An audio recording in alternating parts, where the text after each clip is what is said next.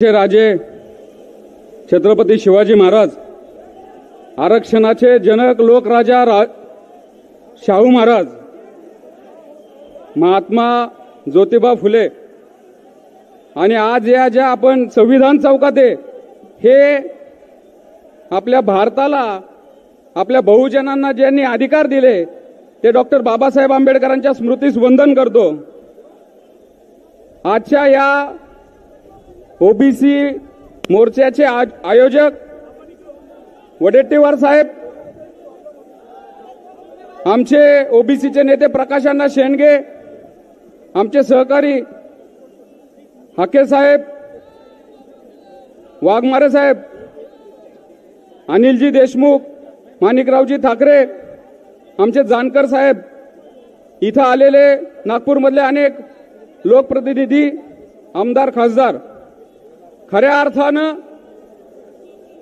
जे संविधानिक अधिकार आपल्याला डॉक्टर बाबासाहेब आंबेडकरांनी घटना कलम 340, घटना कलम 15(4), 16(4) च्या माध्यमातून दिले होते, आज त्याचं हनन करण्याचं जे पाप हे राज्य सरकार एका अशिक्षित आडानचोट माणसाच्या दबावाखाली करतंय, त्याचं संरक्षण करण्यासाठी या उन्हातानामध्ये या विदर्भातील आपण जे ओबीसीचे सुजाण नागरिक आलेला आहात, आपलं सगळ्यांचं स्वागत करतो। खऱ्या अर्थानं या सभेची सुरुवात करताना आज आपण ज्याच्यासाठी जमलोय, त्या 2 सप्टेंबरचा जो काळा जी.आर. आहे, आपल्या संविधानिक, आपल्या शैक्षणिक, आपल्या राजकीय, आपल्या सरकारी नोकरीतील प्रतिनिधित्वाचं दिवसा ढवळ्या हरण करणारा हा 2 सप्टेंबरचा जी.आर. हे रद्द करण्यासाठी आपण सगळे आलेले आहात। आपण उन्हातान्हात बसला याची जाणीव आहे। मला सर्वप्रथम आपणा सर्वांना एक विनंती करायची आहे, या 2 सप्टेंबरच्या जी.आर. मुळे व्यथित होऊन, निराश होऊन, नाराज होऊन ज्या आपल्या ओबीसी बांधवांनी आपल्या माझी विनंती केलेला आहे, ऑडिओ बद्दल माझी विनंती आहे, ते माईक मध्ये ग्रॅब होत नाही आवाज, कृपया यांना हे जे रिपोर्टर्स आहेत, फोटोग्राफर्स आहेत, व्हिडिओग्राफर, यांच्यापर्यंत माईक आवाज पोहोचला पाहिजे असं करा प्लीज। ज्या आपल्या ओबीसी बांधवांनी जीवनाचा त्याग केलेला आहे त्यांना आपण श्रद्धांजली वाहिली पाहिजे।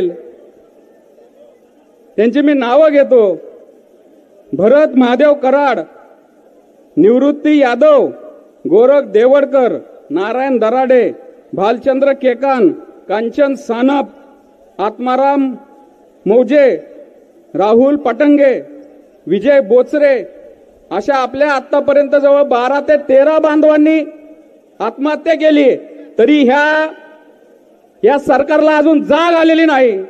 आपल्या जीवाची आहुती त्यांना पाहिजे। पण आता बांधवांनो, इथनं पुढं आपल्या संसार उघडावर पाडू नका, एवढी नम्र विनंती आहे। आता मी मुद्द्यावर येतो की आपण ज्यासाठी इथं आलेलो आहोत, 2 सप्टेंबरचा जी.आर. 2 सप्टेंबरचा जी.आर. म्हणजे नक्की काय त्या 2 सप्टेंबरच्या जी.आर. मध्ये? तर आपल्याला, आपण ओबीसी कशावरनं म्हणून घेतो, आपण ओबीसी वर्गात कसं येतो, आपण एससी आहे, आपण एसटी आहे, हे समजतं कसं? तर हे आपल्याला समजतं जात दाखल्यांवरून। आपल्याला आपली जात समजती ती आपल्या जातीच्या दाखल्यावरून। आणि या भारतामध्ये जर आपल्याला कलम 340, 341, 342, 15(4), 16(4) चा जर लाभ घ्यायचा असेल, राजकीय जे आरक्षण आहे स्थानिक स्वराज्य संस्थातलं, त्याचा जर आपल्याला लाभ घ्यायचा असतो, तर आपल्याला आपण कोणत्या प्रवर्गामध्ये हे आपल्याला समजावं लागतं आणि त्यासाठी आपल्याला जात दाखला हा गरजेचा असतो। आता मित्रांनो, ह्याच जात दाखले देण्याचा कायदा केलेला आहे। SC, ST, OBC, VJNT, SBC यांचे जातीचे दाखले द्यायचा आणि व्हॅलिडिटी द्यायचा। एक कायदा आहे 2000 सालचा. त्यानंतर याच्या संदर्भामध्ये एक नियमावली केलेली आहे 2012 सालची. SC ST OBC VJNTचे जातीचे दाखले देण्यासाठी आणि स्क्रुटिनी व्हॅलिडिटी सर्टिफिकेट देण्यासाठी साऊंड वाले मागे आवाज जात नाहीये. नियमावली बनवलेली आहे 2012 सालची. आणि आता ह्या सरकारने या मनोज जरांगेच्या दबावाला बळी पडून या नियमावलीमध्ये या कायद्यामध्ये काही शब्दांची सुधारणा करायला लावली. तो तिथं मुंबईला आला, मुंबईला हौदच घातला आणि मग तो 2 सप्टेंबर 2025 ला तो शासन निर्णय काढला. त्याच्यात काय आहे तर या शासन निर्णयामध्ये काय सांगितलंय, मराठा समाजाला कुणबी सर्टिफिकेट देण्यासाठी हैदराबाद गॅझेटच्या नोंदीनुसार याची नियमावली विहित करण्यासाठी. आता गंमत बघा, ज्या जातीचा उल्लेख ओबीसीच्या यादीतच नाहीये. ऑडिओ कॅमेऱ्याला पोहोचत नाहीये, प्लीज. ऑडिओ केबल पाहिजे त्यांना. ऑडिओ केबल द्यायला सांगा. आणि मागे आवाज पण जात नाहीये, प्लीज. जात आहे. तर या कायद्यामध्ये यांनी काय टाकलंय की ज्याच्याकडं कुणबी दाखल्याच्या संबंधात त्याच्या वडिलाचा, त्याच्या आजोबाचा, त्याच्या चुलत्याचा, त्याच्या पंजोबाचा कोणताही कुणबी असल्याचा पुरावा नाहीये, तो त्या गावात राहत होता याचा पुरावा नाहीये, तर असा ज्याच्याकडे पुरावा नसेल तर त्यांनी ऍफिडेव्हिट द्यायचं की माझा आजोबा पंजोबा ह्या मराठवाड्यातल्या गावामध्ये 1967 पूर्वी शेती करत होता, बटाईने शेती करत होता, म्हणजे त्याचा रहिवाशाचा पुरावा ग्राह्य धरला जाईल. त्याच्या पुढे आणखीन काय आहे त्याच्यामध्ये, त्याच्या पुढे असं आहे, जर मला माझ्या जातीचा दाखला काढायचा आहे कुणबीचा आणि माझ्या आजोबाचा. फॉरेक्स ट्रेडिंग अभी एक ट्रेड में सिक्सर. प्रसिद्ध पहले सेफ्टी वरना क्लीन गोल्ड. अनऑथराइज्ड प्लेटफॉर्म पे फॉरेक्स ट्रेडिंग यानी नुकसान, धोखाधड़ी और कानूनी कार्रवाई का डर. मतलब नुकसान की हैट्रिक. इसीलिए आरबीआई वेबसाइट पर जाएं, ऑथराइज्ड लिस्ट जांचें. आरबीआई कहता है जानकार बनिए, सतर्क रहिए. की हा अर्जदार माझ्या नाते संबंधातला आहे, हा अर्जदार माझ्या कुळातला आहे आणि मी कुणबी आहे म्हणून ह्याला कुणबी सर्टिफिकेट द्या, असा उद्योग 2 सप्टेंबरला या जरांगेला फक्त मुंबईतनं बाहेर घालवण्यासाठी या सरकारने केलाय. याचा आपण सर्वांनी निषेध केला पाहिजे. एवढ्या महत्वाच्या कायद्यामध्ये असे तुम्ही ढोबळ शब्द टाकताय. नाते संबंध आपण आता शिकलेलं सवरलेलो आहे. हे नाते संबंध जातीमध्ये फक्त होतात का? आंतरजातीय नाते संबंध होतात, इंटरकास्ट मॅरेज होतात, धर्मामध्ये नाते संबंध होतात. हे नाते संबंधाची व्याख्या कोणत्या कायद्यात आहे? वडेट्टीवार साहेब, आपण सह्याद्रीला आपण तिथं बैठकीला गेलो होतो आणि आपण सांगितलं की नातेसंबंधाची व्याख्या कुठंच नाहीये, कुळाची व्याख्या कुठंच नाहीये. आपले मुख्यमंत्री महोदय म्हणतात, फडणवीस साहेब तुम्ही म्हणता की 2000च्या कायद्यामध्ये नातेसंबंधाची व्याख्या आहे, 2012च्या त्या नियमावलीमध्ये कुळाची व्याख्या आहे. आम्हाला फक्त दाखवा, आम्ही पण काय अडाणी सुडाणी नाहीये, आम्ही पण शिकलेलो आहे. येड्यात काढायचं काहीतरी आणि वरती कारण काय द्यायचं, तर हे प्रकरण न्यायप्रविष्ट आहे, कोर्टात आहे, आम्हाला याच्यात बदल करता येत नाही. एवढे पण आम्ही अडाणी नाही, आम्ही पण शिकलोय. कोर्टात याच्या विरोधात आम्ही गेलेलो आहे, कोर्टात याच्या विरोधामध्ये आम्ही गेलेलो आहे. त्यामुळं जर तुमची जर इच्छा असेल ना बदलायची तर बदला ना, तिथं द्या ना प्रतिज्ञापत्र.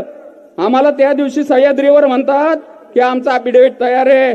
मंगेशजी ऍफिडेव्हिट बघा आणि त्यानंतर मग तुम्ही ठरवा. तुमचे ऍफिडेव्हिट देऊन टाका ना उद्याच्या उद्या कोर्टात, कशाला 4 आठवड्याचा वेळ घेतला. आता बांधवांनो, या कुणबी संदर्भात हे कुणबी झेंगट आलं कसं ते थोडंसं मी 5 मिनिटांमध्ये सांगतो. हे कुणबी प्रकरण चालू कसं झालं. 2002 साली एक खत्री कमिशन होतं.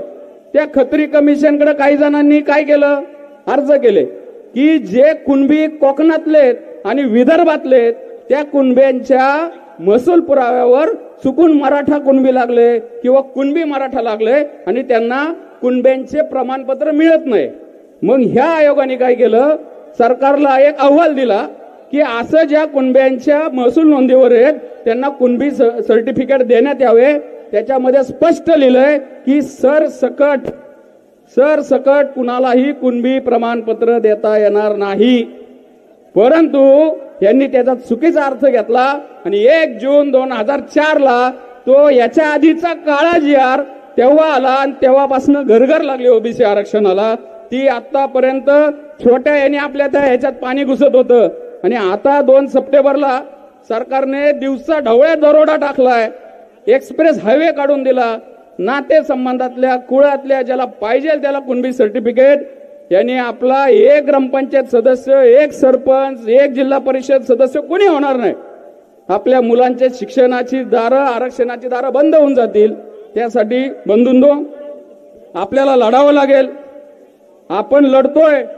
भुजबळ साहेब आवाज उठवतात तर त्यांना म्हणतात त्यांनी संविधानाची शपथ खाल्ली. हे असं कसं करतात.